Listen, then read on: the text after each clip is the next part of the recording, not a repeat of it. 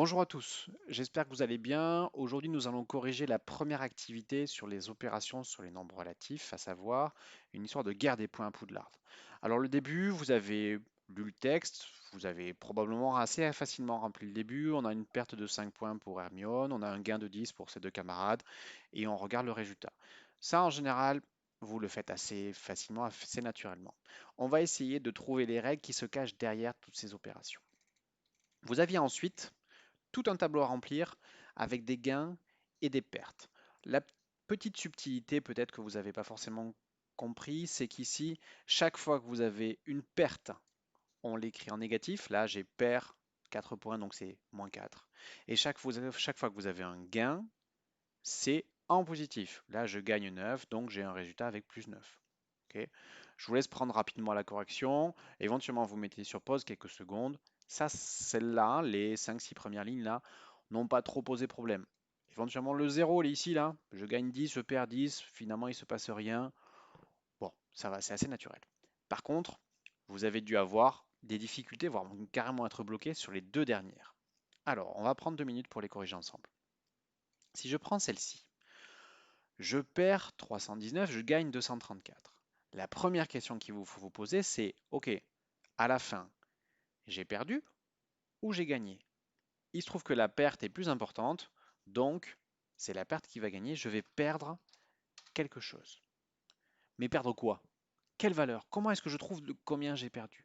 Comme il y en a un qui va monter, je monte de 234 et je redescends de 319. En fait, ce qu'il faut chercher, c'est l'écart entre les deux, la différence entre les deux. Donc, il va vous falloir faire une soustraction. Et cette soustraction, du coup, vous faites 319 moins 234. Si vous voulez, vous pouvez l'écrire. 319 moins 234, ça fait 85.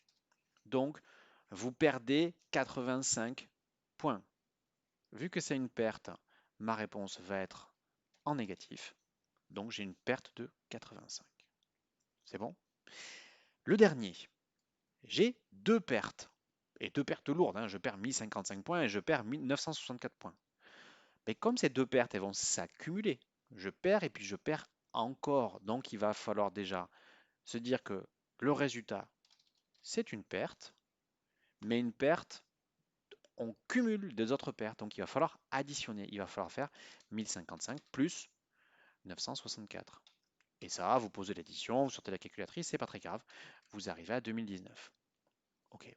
Donc le résultat, c'est plus 2019. C'est à peu près bon. Maintenant, on va essayer de faire un petit bilan de tout ça. Dans quel cas on doit additionner les valeurs? Alors, je vous laisse réfléchir un tout petit peu. Ouais, c'est bon. J'ai eu vos camarades hier avec qui on l'a fait et ils m'ont assez rapidement dit qu'on faisait l'addition lorsqu'on avait la même chose. Un gain plus un gain ou un gain ou une perte, pardon, plus une perte. Bah, les deux se cumulent en fait, soit en positif, soit en négatif. Donc, on va faire une addition lorsqu'on a le même signe de plus, de moins. Ok, je vous ai recopié le bilan. Lorsque les deux nombres ont le même signe, on additionne les deux valeurs. Jusque-là, ça va. Je vous laisse écrire ça dans le bilan. Tout va bien. Maintenant, dans quel cas on fait une soustraction? Eh ben, assez rapidement, pareil, hier, vos camarades m'ont dit, ben, on fait une soustraction lorsque ça part dans les deux sens.